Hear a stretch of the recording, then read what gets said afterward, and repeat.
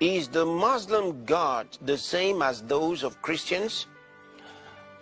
No.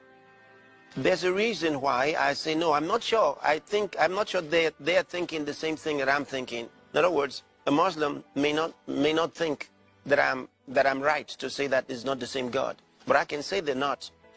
The reason I say they're not the same God is this.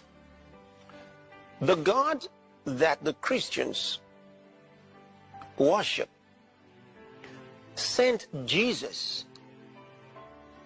And Jesus said, I am the way, the truth, and the life. He said, no man comes to the Father, that means to God, except through me.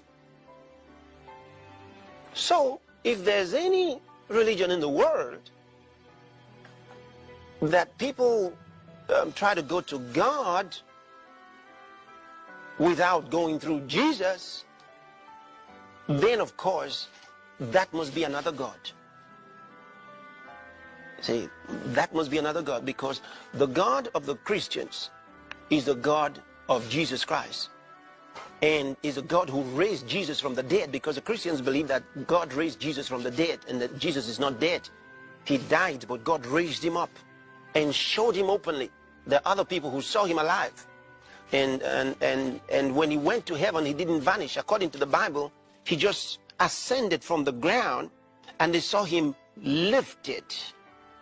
You see, and he went into the clouds as they watched him.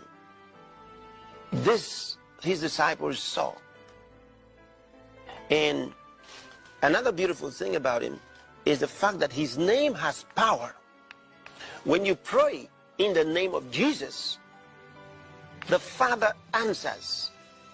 And that's why Christians believe so much in miracles. And these miracles, without necessarily having to do something about it. They don't have to work out something except working a miracle in the name of Jesus. See, they don't mix concoctions. They don't rub things for some divine power to take place. They don't drink something for it to happen. They don't have to eat something for it to happen.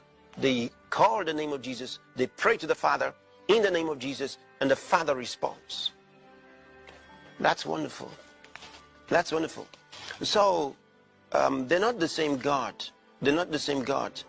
The God of the Christians only answers through Jesus Christ. And he has said that Jesus is his Son.